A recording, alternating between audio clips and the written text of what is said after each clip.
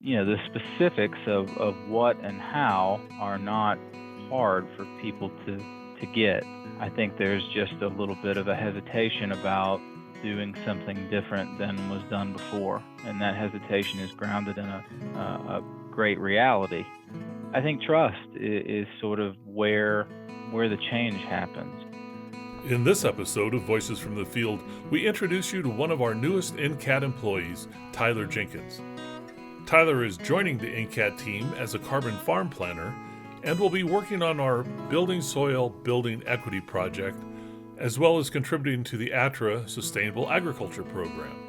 NCAT Agriculture Specialist Nina Prater talks with Tyler about his work before coming to NCAT, what he'll be focused on as part of the NCAT team, and how to go about making the perfect tomato sandwich. Let's listen. Hello, I'm NCAT Agriculture Specialist Nina Prater, and today I'm joined by one of NCAT's newest staff members, Tyler Jenkins.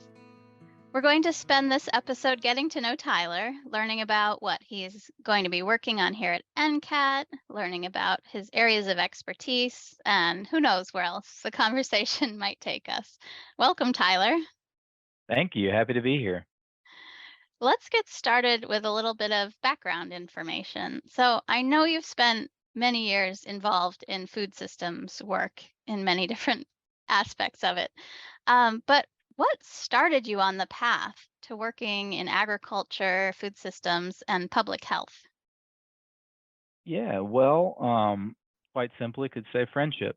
I worked at a summer camp in college in Mississippi, and I had a close friend who introduced me to Wendell Berry, Walter Brueggemann, sort of agrarian based thinking, and it really started from there.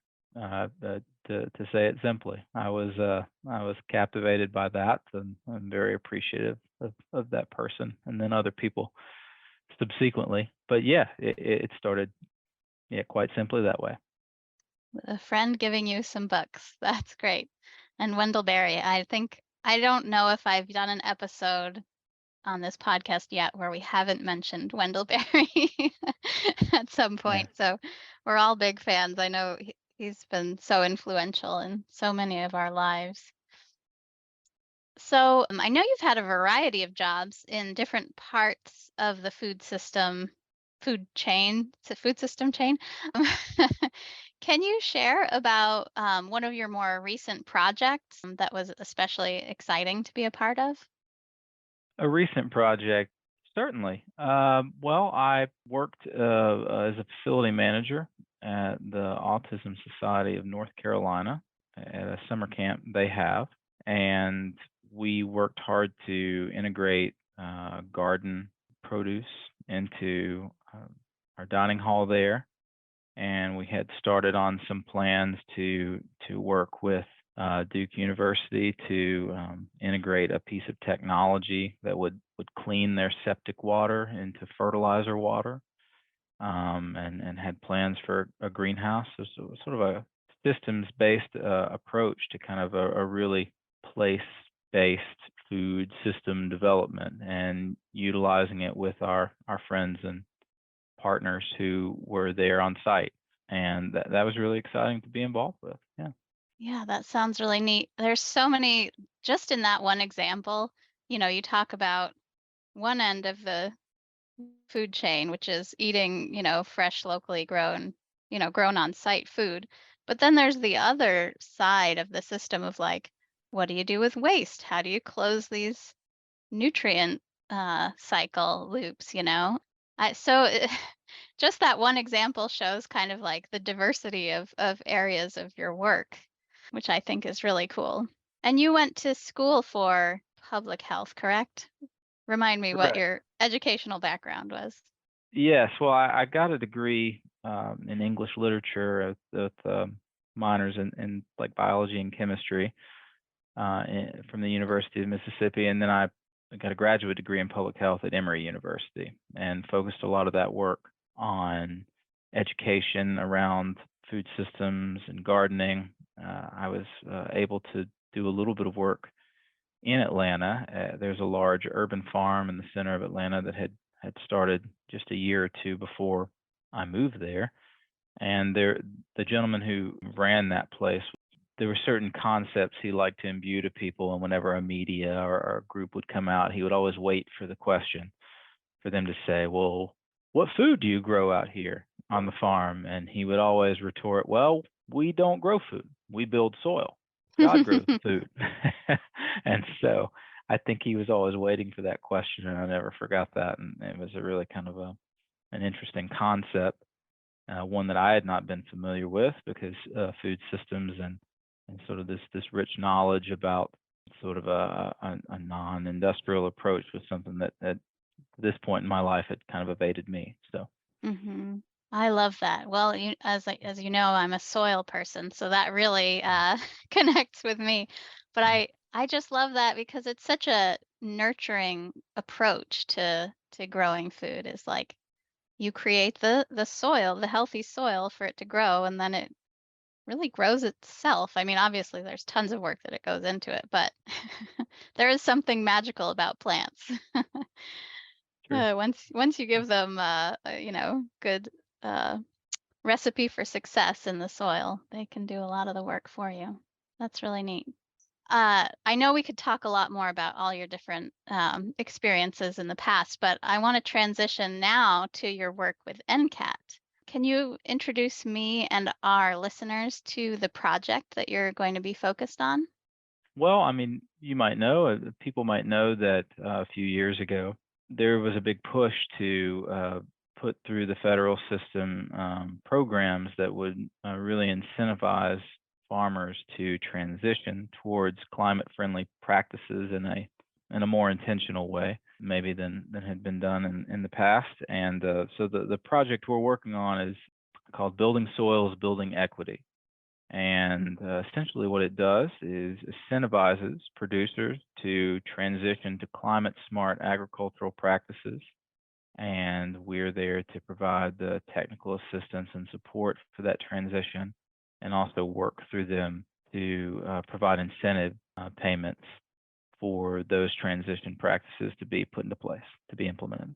That's so cool. So, can you give me like an example of some of the practices that you'll be promoting? Sure. Well, conservation, crop rotation, cover crops are sort of, the big ones on large scale production places. We have a lot of forest land in Appalachia that we want to keep forest land, and so there's a lot of forest farming incentives, silvopasture, alley cropping. Yeah, so sort of a range of things. There's 10 or 12. The NRCS has identified, you know, 36, 37, something like that, practices that have been verified over our sort of time of gathering data that build soil, and we're focused on 10 or 12 of those, and those are some of those. Lots of cover crops, lots of riparian buffers, silvopasture, things like that. hmm And that reminds me of a important point. What geographic area is this project covering?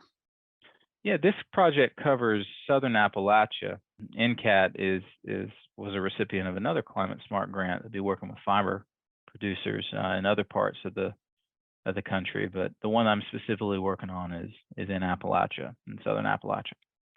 So, are you going to be out there giving workshops? Are you going to be writing plans? What's your role in the project going to be? All of the above, a little bit. I will be direct on farm, providing advice, giving plans, but also sort of helping us manage the system for providing all this technical information. As far as we go, there's a lot of really wonderful flesh to the project, the sustainable agriculture, transitioning land, et cetera. But I think the bones of the project is really an information exchange. It's basically a very large data gathering project from the USDA. And so I'll be helping, you know, keep an eye on sort of both sides of that, how we deliver our technical assistance with great validity and with a lot of care and with good relationships, but also how that system translates into the data that the USDA needs. to continue to support these kind of projects. So, one of the key aspects of this project, it seems like to me, is that, trying to get farmers what they need in order to adapt to climate change, but also mitigate climate change. How do you, this is a perpetual question. What do you think some barriers are to farmers adapting these practices?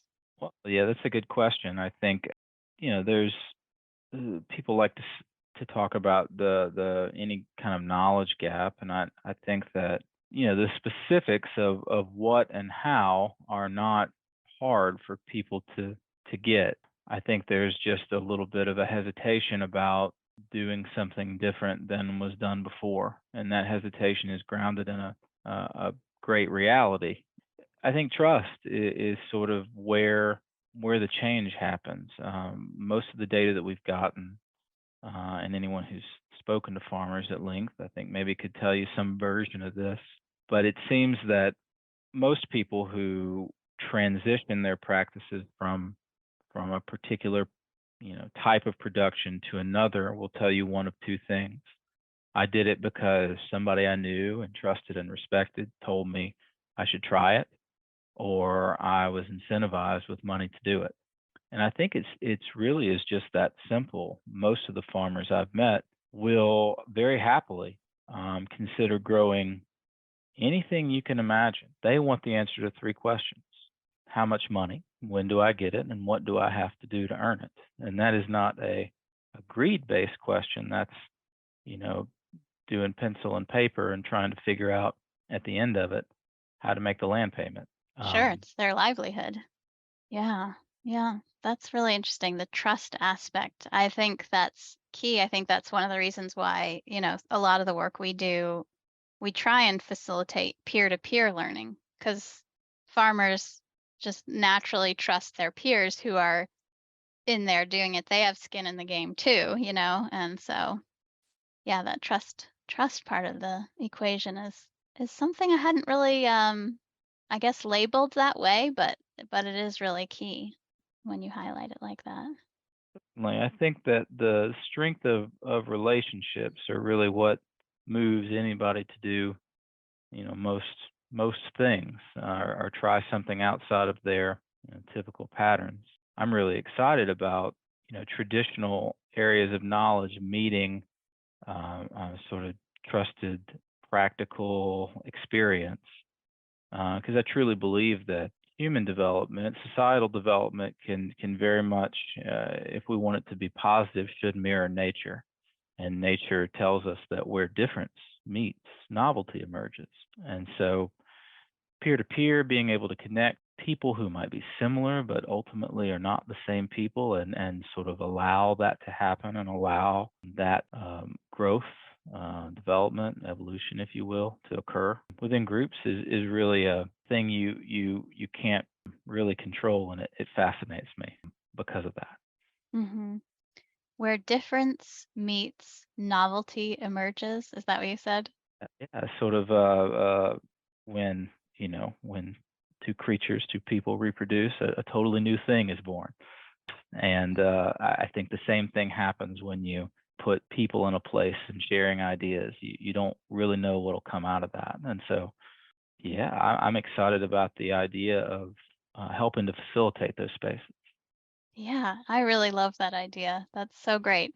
And a lot of people don't really aren't comfortable with unpredictability, but the way that you're positing it, it's like there will be there's always unpredictability when you gather people together, but the way you're looking at it, it's like there's so much possibility in that, it's not a bad thing to have unexpected things happen, that's really cool.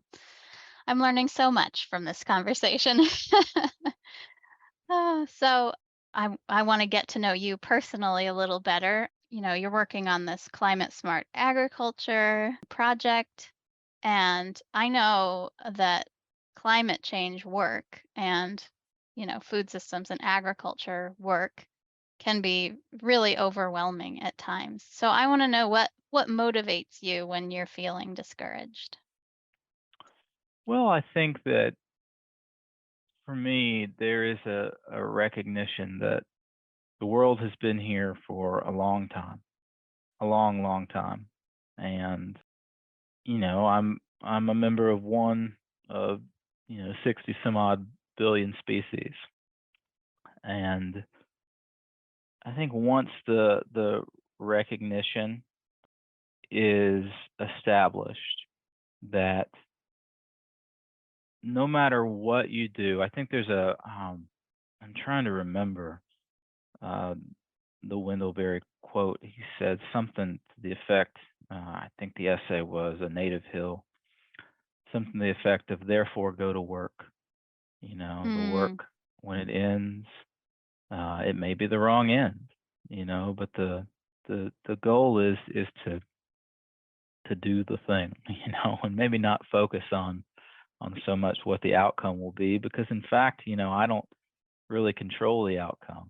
mm-hmm, And once I came to the realization that this work, or really any type of do-gooding, might make me feel good, but the outcome was not necessary. Well, it was assured, but was assured to be something that I couldn't totally predict. Once I could detach myself from the outcome in that way, then I began to have an enormous amount of fun, just trying things mm-hmm, and seeing how things would happen, and sort of leaning into the thing that I felt in my heart was good for me and good for my neighbors and good for the area immediately surrounding me. I think a lot about the theory of relativity in this. It's sort of life kind of emanates from where you are. And to me, that's what I think about when I get discouraged. Not so much that it doesn't matter, um, but no, like, not it doesn't matter what happens, but no matter what happens. This, if that distinction makes sense. Yeah. Yeah, that's great. Thank you for sharing that and getting philosophical. I think Sure. it's I think it's important to sort of have a place to go when you're, even if it's just in Mm. your mind, when you're in a funk or in a that state of overwhelm. So that's I hope that's helpful for people. So I know you have two young kids at home. I'm curious, has becoming a parent changed your perspective on food system work and public health and all of that? I don't know that it has changed my perspective on food systems or public health. It's changed my perspective on life in general. I would say that, yeah, maybe it has changed my perspective on that, in understanding that when I spend time with my children, I understand, through all the wonderful and amazing things that they do and that they notice, just how much life is about people telling you what things are important to focus on and what things are not. Mhm. And children provide a really wonderful reset to that, and allow you to sort of see the world in sort of a way that's unencumbered by the sort of the weight of the ideas of what you should or shouldn't do, or should or shouldn't be. And so I think it has allowed me to explore just a sense of wonder a bit more. And I think that's how I came to food systems initially. And I think maybe all of us, when we set out to do sort of passion work, have ideas that then have to meet reality, and then we're therefore forced to understand that there's a limit to how you can project things in your mind and enact them into the world. But yeah, the lack of sort of social convention, I think, allows children to sort of see these connections, and to notice things that are just remarkable. And I've really tried to kind of stand behind my kids, and as much as I can possibly connect to, notice what they're noticing. And I think that it's changed my perspective on agriculture, in that or especially projects like this where I thought that, you at least the conception I was raised with was that you raise children, you form and mold them. And I think I've changed a little bit, maybe working in food systems. Maybe food systems has changed my approach to parenting a little bit. I see my kids as creatures that need to bloom, not to be Mhm. clipped. And so yeah, they kind of provide a constant sort of feedback loop. It's like nature and children and nature and children. And so no sort of profound particular way, but just sort of in the duty dailiness sort of routine of exploring wonder with them. Yeah, that's great. I have kids as well, and I can't tell you how much time we've spent like on our bellies in the garden or something looking at a caterpillar, like they really get down in there and focus on these little things that we grown-ups would just speed right by. And so, yeah, it is such a gift to have that shift in perspective. Like a reset, like you said. That's great. Don't have time to stay up to date on the freshest sustainable agriculture news, events, and funding opportunities? You can trust NCAT to keep you connected with our weekly harvest e-newsletter. Subscribe today at ncat.org and get your weekly harvest delivered each Wednesday. So, what is something in this line of work that you want to learn more about? Well, I don't know how much. Well, I do know how much, and it's little. I don't know I don't know a whole lot about sort of cropping systems at scale. I'm very interested in sort of just kind of the totality of what when I go to a farm, it's sort of there's a holistic kind of approach to it. I mean, just to say I'm growing soybeans doesn't do it. It's like, okay, well, how many acres? What does your land look like? What machines do you have to do it? There's a calculation that includes what family members help and what people I have around, and this sort of like this whole community of sort of soft assets that farmers use to make production systems work. And I think those are unique to each farmer. But the more I meet people, the more I'm just kind of intrigued about the things that happen in the edges that that make it all work. So I'm interested to learn a bit more about that. Yeah, yeah, there are several things I guess I could say.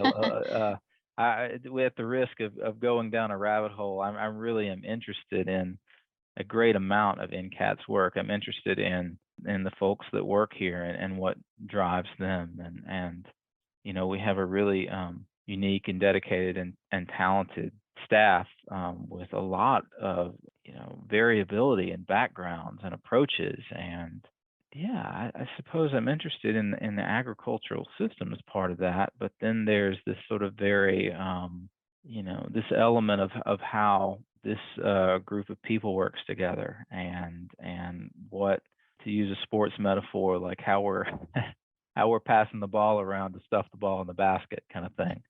And I'm really I like that. I like the way that people work together to kind of create novelty, if you will. And Yeah. yeah, and so I'm interested in that. I very much am interested in the work itself, but you know, I can read a publication as well, and get into that. And so, kind of what makes people tick. As someone who's been, for example, like yourself, who's been working on soil for a long time.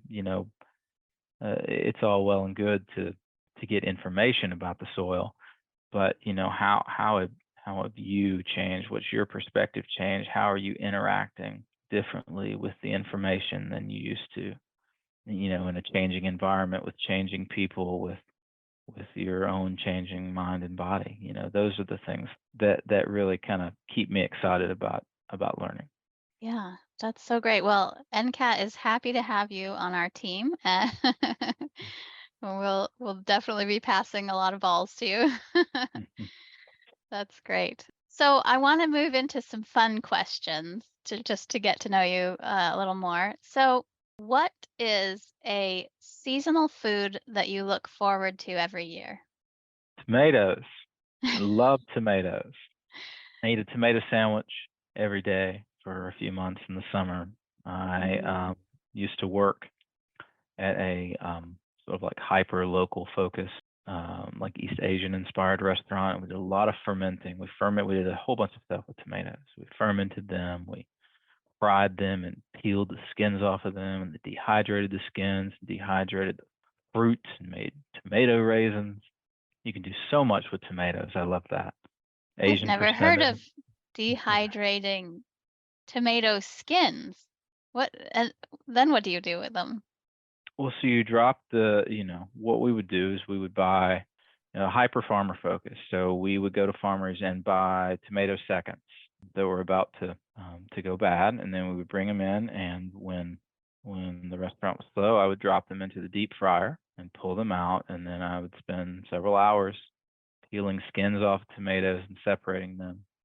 And you dehydrate both of them and you vac seal them, and you get the fruit, you get tomatoes, but the skins are where a lot of that really interesting summer flavor is stored. And so we would store them, and around October, November, December, we would have the special dishes that we wanted to add sort of that taste of summer, fresh summer tomatoes to.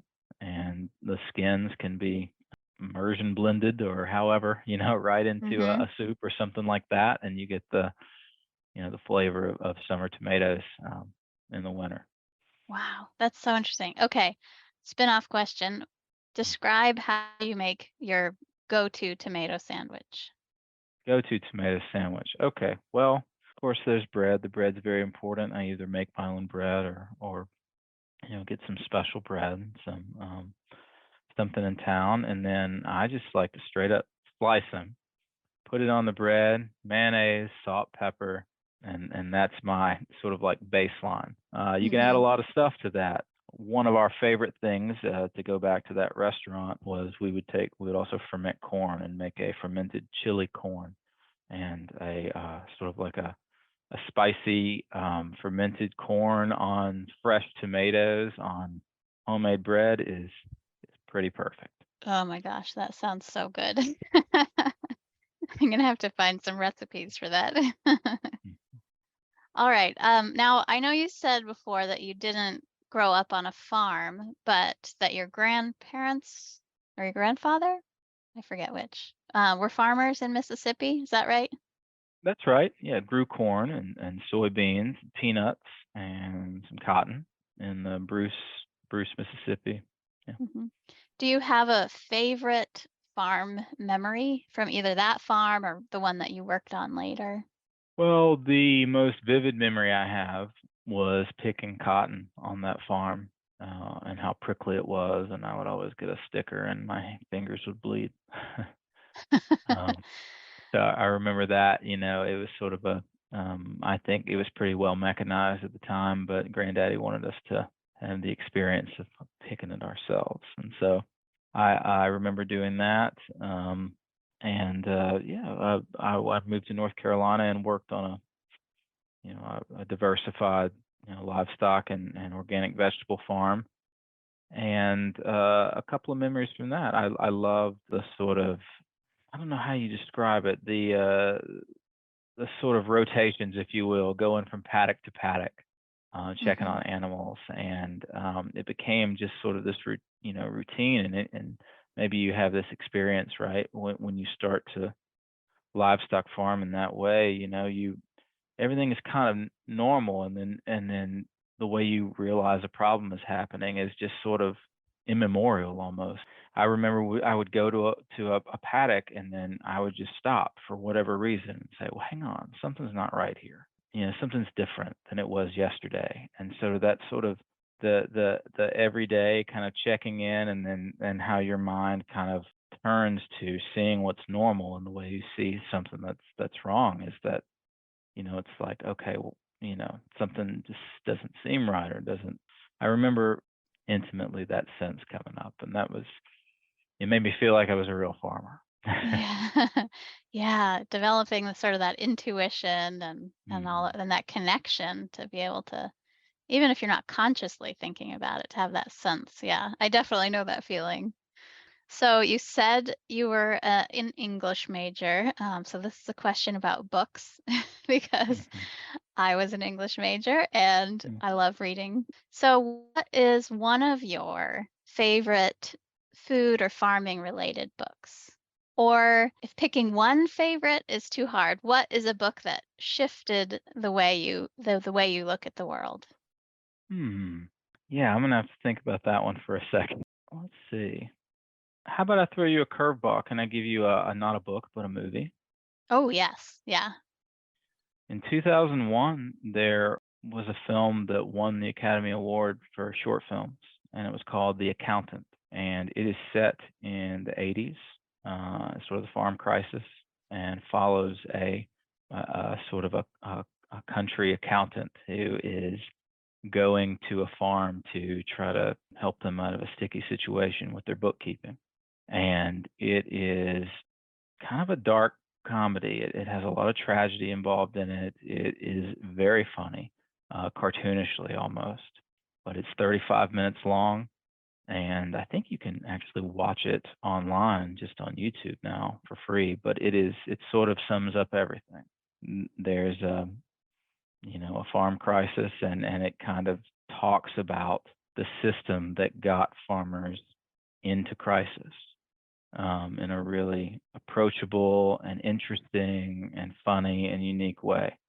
And there have been lots of books. Obviously, there's been lots of sort of media and things that I've consumed, that have all changed my perspective about the world. But I would really lift up that movie. It was made by Ray McKinnon, and has a couple of people that might be familiar to people in films. But yeah, set in Georgia, highly recommend it. It's called The Accountant. The Accountant. I will definitely check that out. That's interesting. Do you think that film sort of helped you zoom out from like the farm scale to the systems scale in your perspective? I think so, a bit. I was really looking for stuff like that at that time. There've been a number of touch points for me. I was always interested in the land and farming, really through friendship and through things that resonated with me. But I also, read. I took a class in college on post-colonial literature, and I would say that, not really ag focused, but as far as understanding a system, how the world worked, how the world was Mm, built, reading literature from people inside colonized places is a really fascinating place to start. I'll need that syllabus later too. That sounds good. Mhm. All right. So here's a follow-up question. What is, and you can change this if you need to change it from book to movie, but what is a book on your to be read list that you're excited about? Or what is a movie on your to be watched list that you're excited about? Interesting. Gosh, my to be read list.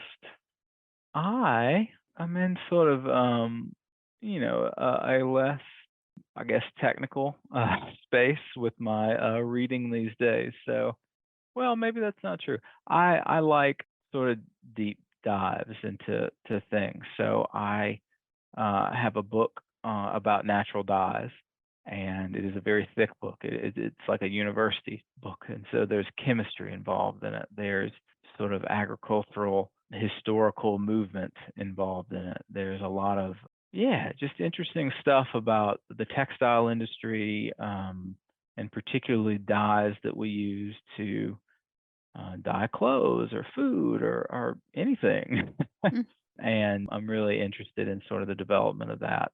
I'm just looking up at my bookshelf right now. I have this book by Jacques Pepin on the art of the chicken, which I'm really excited about. I like to cook, and I heard about that a few months ago, and purchased that and haven't read it yet. Yeah, and then I like a lot of I am gotten more into history, maybe not particularly farm history, but economic history. There's a book here that I've been looking for a long time, called Politics and Vision. by a guy Mm. named Sheldon Wolin, which is really interesting. I You have could I very could go down. diverse, eclectic taste. Natural dyes, chicken, and politics and vision. I think that's a good start to a list. My stack of books to be read is really high. So I figured most people who like to read have that stack that's waiting for the right day. All right. Speaking of food, if you could have dinner with one person who works in the food and ag world, who would it be and why? One person who works in the food and ag world. Oh, mercy. Um, I'm really asking you the tough ones. that is a tough question. Gosh, well, this is I have trouble with these kinds of games, right? Because then what's the context, It's like you know, do I get to if I have dinner with Jacques Pepin, do I get to go to France and do we get to like bop around, Oh, Or right. Like a right, you know vacation what I with mean? Jacques Pepin. Yeah, Yeah. yeah, yeah. So I like mean, I think that's fine. Yeah. uh, Y- yeah, I mean, yeah, I about food, let's see. Yeah, yeah, that's a hard question to answer. I think I've that there'd be stumped you. yes, you stumped me because I think about these people, but really, like if you ask me, Tyler, what do you really want to do with your life? It's make things with my friends. And so I can't imagine, a dinner better than with people that I already love. I have a great friend who works at Greener World, and so I'd probably have dinner with her. Oh, that's really sweet. I like that answer. All right. That is my the end of my list of fun questions. So these next ones shouldn't stump you too badly. So in addition to your project work, you'll be working some of the time on the ATTRA project, which is our information service. So what questions do you hope ATTRA clients will be asking you now that you're here working for NCAT and they've, just finished listening to this podcast and they're like, oh, I should reach out to Tyler. I've got a question about what? What do you want to help people with? Well, I guess the simplest answer to that is I'm really interested in finding what people's, pain points are. I mean, truth be told, I'm probably the least talented agronomist on staff here, but I know how to get good information, and I know that I have a bunch of talented people around me. And so I hope that they ask me the question that they really are thinking about. I hope that they have the comfort and the courage to really ask the real question. And I hope that I can, through my work, build those kinds of quality relationships and trust so that people feel comfortable asking the real question. So the question I hope they ask is the most authentic one. Good answer. And so, what is the best way for ATTRA clients to reach you? I know you're located in North Carolina, but in this world of everything online, I know people from anywhere can get in touch with you. What's the easiest? Email? Yeah, the email and text. Those are the easiest things. I think that lots of people text now, and that's good. I think that if someone were to call me and say, "Hey, can you tell me about this?" I'd say, "Okay, hey, great. I'll call you back in 20 minutes." or Yeah. or you can text me and just wait 20 minutes and you'll get the answer. Email, text, call. I'm available. I don't know if this is the forum to list out my email or phone number, Sure, but yeah, let's do it. And we can put it in the sure. show notes too, but go ahead. If Great. someone's Yeah. got a pen and paper, they can write it down. Tyler J at ncat.org, or you can text me at 901-359-2497. I am happy to answer a phone call, but probably if it's the first time you call me, I'll let you leave me a message to see if it's really important. Oh yeah, I rarely answer the phone if I don't know who's already calling, but a text would work too. Yeah, or voicemail. Okay, Tyler, I feel like I know you better now after this conversation, and I really enjoyed spending time with you. I've learned a lot about you and from you. So thank you for joining me. And any final parting thoughts you want to share? I appreciate you. I'm very thrilled to be in an organization with a bunch of really talented people who are working for a thing that they care about. And it also happens to be something that I care about. But I just yeah, I have a lot of joy around that, and I'm really excited to be an asset to NCAT and to be an asset to anyone who thinks I can support them in their efforts as they're looking through NCAT's work and services. So Great. Thank you so much. And I look forward to working with you going forward on your projects and in ATTRA and sharing book recommendations. great. Thanks so much. I appreciate it. Thank you. That's it for this episode. Thanks for listening. Additional information about this episode and related resources can be found at attra.incat.org. Don't miss an episode. Subscribe to Voices from the Field wherever you get your podcasts. I'm your host, Rich Myers. ATTRA, Voices from the Field, is produced by the National Center for Appropriate Technology, headquartered in Butte, Montana. It's supported by the USDA Rural Business Cooperative Service as part of NCAT's ATTRA Sustainable Agriculture program. Any opinions, findings, conclusions, or recommendations expressed in this recording are those of the participants and do not necessarily reflect the views of the USDA or NCAT. We'll catch you again next week, and until then, keep on farming.